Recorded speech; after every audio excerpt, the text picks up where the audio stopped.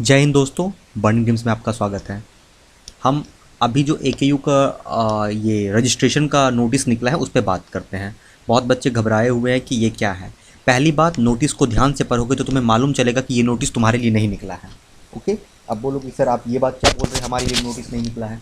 पहली बात, तुम यहाँ पे ध्यान से देखो कि कह रहा है कि अभियंत्रण कोर्स के महाविद्यालय को सूचित किया जाता है। तुम्हें नहीं ये सूचित कर रहा है, ये कॉलेज को सूचित किया जा रहा है। ओके, यूनिवर्सिटी ने कॉलेज को नोटिस दिया है कि जितने भी 2021 में लेटरल एंट्री के स्टूडेंट हैं उसका आप लोग रजिस्ट्रेशन ऑनलाइन करवाइए।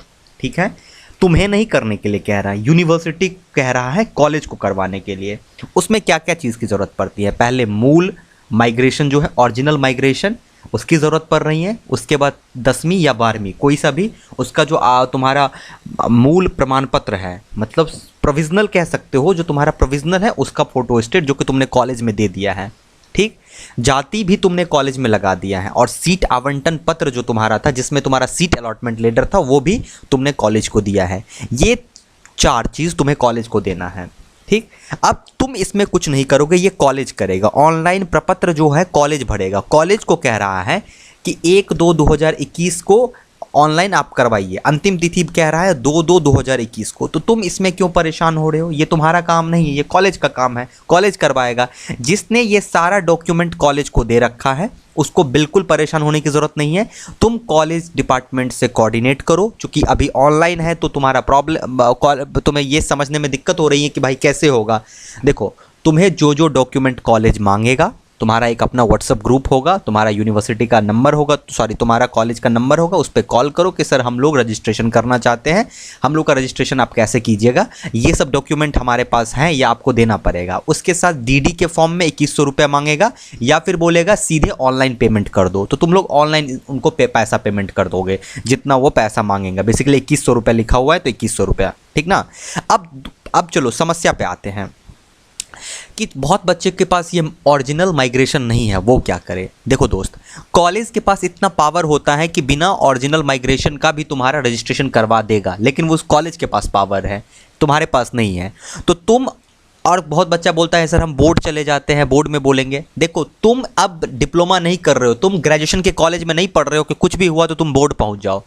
तुम कॉलेज से कोऑर्डिनेट करो। हर कॉलेज में एक एकेडमिक डिपार्टमेंट होता है, तुम उस एकेडमिक डिपार्टमेंट को ये बात बताओ कि सर हमारे पास ये ओरिजिनल माइग्रेशन नहीं है। क्यों नहीं है? क्योंकि कोविड की वजह से हमारा एग्ज़ाम, फाइनल ईयर का एग्ज़ाम लेट हुआ था, डिग्री नहीं मिली है पूरा तरीके से, तो कॉलेज अभी तक माइग्रेशन नहीं दिया है, जो कि देने में 1 महीना लग सकता है। तो हम क्या करें? जैसे ही तुम ये बात कॉलेज को कहोगे, कॉलेज क्या करेगा, ये बात बोर्ड को बताएगा कि हाँ ऐसे स्टूडेंट की समस्या है, और बोर्ड उसके लिए क्या करेगा, एक लूप तरीका बता देगा। ठीक, तो तुम्हें क्या करना चाहिए, कॉलेज से कोऑर्डिनेट करना चाहिए। जिस बच्चे ने ये सारा कुछ कॉलेज को दे रखा है उसको सिर्फ और सिर्फ ऑनलाइन पेमेंट करना पड़ेगा कॉलेज को, और उसका रजिस्ट्रेशन हो जाएगा। ठीक है, तो रजिस्ट्रेशन बहुत ही आसान चीज़ होता है, तुम इतना परेशान क्यों होते हो? यार रजिस्ट्रेशन ना, हम लोग 3 से 4 मिनट में रजिस्ट्रेशन होता था। बस पहली बार ना रजिस्ट्रेशन, इस कोविड की वजह से कॉलेज नहीं खुली हुई है, समस्या यहीं पे है। कॉलेज खुली रहती तो इतना कोई परेशान नहीं होता। 10 मिनट में रजिस्ट्रेशन सबका हो जाता है, मतलब वहाँ पे ऑनलाइन बैठा हुआ रहता है, वो कर देते हैं रजिस्ट्रेशन। ठीक है ना, इसका परेशान मत हो। तो समझ में आ गया। और हाँ, अब हम कुछ कमेंट्स को ले लेते हैं। बहुत सारे बच्चे कुछ कुछ कमेंट करते हैं, मैं उसका कमेंट का रिप्लाई इतना करने में बहुत मुश्किल हो जाता है मेरे लिए, तो मैं यहाँ पे कर दूँ। जो भी थैंक यू कह रहे हो उस सबको एक साथ ही थैंक यू। उसके साथ किसी का अगर कोई सवाल होगा तो मैं ये सवाल बस लेना चाहता हूँ। ये सवाल है, सर हम डबल ई वालों के लिए इंजीनियरिंग मैकेनिक्स टफ़ है। देखो, अगर इंजीनियरिंग मैकेनिक्स तुम्हें टफ़ लग रहा है तो मैं बार बार कहता हूँ कि तुम पीडीएफ डाउनलोड करो। अगर पीडीएफ नहीं मिल रहा है तो तुम सीधे ग्रेडअप पे जाओ, ग्रेडअप पे लिखो इंजीनियरिंग मैकेनिक्स ग्रेडअप, वहाँ पे तुम्हें मिल जाएगा। उसको तुम अपने अकॉर्डिंग छांट लो। अब एक इंसान हर सब्जेक्ट को तो नहीं पढ़ा सकता है ना, या बता सकता है। हाँ ओके, जिसको भी हेल्पफुल मिला वो ठीक है। अब क्वेश्चन की तरफ जाते हैं। नेक्स्ट, इलेक्ट्रिकल और इलेक्ट्रॉनिक। देखो, अब जो क्वेश्चन है नेक्स्ट की, जो मटेरियल है वो मटेरियल कहाँ से पढ़ना चाहिए और नेटवर्क थ्योरी कहाँ से पढ़ो। देखो, मटेरियल जो है ईएससी के सिलेबस से पढ़ो। अगर तुम इलेक्ट्रॉनिक्स मटेरियल ईएससी के सिलेबस से छांट के पढ़ लोगे तो तुम्हारा इलेक्ट्रॉनिक्स मटेरियल कंप्लीट हो जाएगा।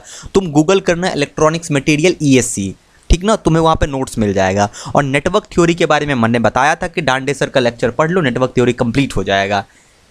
ठीक, और हाँ और नेक्स्ट हमारा है कि मैकेनिकल की बात कर रहा है कि मैकेनिकल के लिए क्यों नहीं बताते हैं। तो मैकेनिकल के लिए दोस्त मैं किन्हीं सीनियर से बात कर रहा हूँ, अगर वो मेरे को टाइम देंगे तो हम तुम्हें बताएंगे। और हाँ, मैकेनिकल का बहुत स्कोप है, टेंशन मत लो। बार्क में बता रहा हूँ ना, बिहार से ना मेरे सीनियर ना बार्क में जहाँ पे 30-40 सीट होता है वहाँ पे पूरे इंडिया में क्रैक करके गए हैं। तो मैकेनिकल वाले पढ़ाई पर ध्यान दो, ठीक है।